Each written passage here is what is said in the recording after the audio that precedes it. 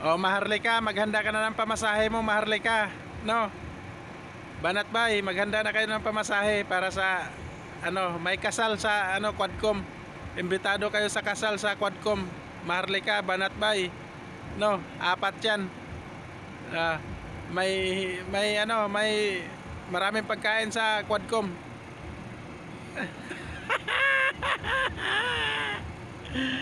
Banat Bay, Maharlika, maghanda na kayo ng pamasahe at may kasal sa Quadcom. Imbitado kayo. Panoorin mga kaidol. Ayan, may imbitado na si Banat Bay at saka si Maharlika. Panoorin mga kaidol. There must be a move to stop the peddling of fake news.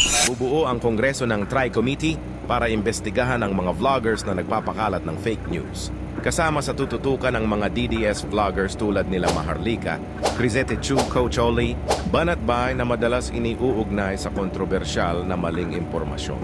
Ayon sa mga mambabatas, panahon na para panagutin ang mga sangkot sa pagpapalaganap ng kasinungalingan online. Tapos na ang maliligayang araw ng mga bayarang vloggers. Sa panahon ng katotohanan, walang ligtas ang mga tagapagkalat ng kasinungalingan. Goodbye, DDS trolls.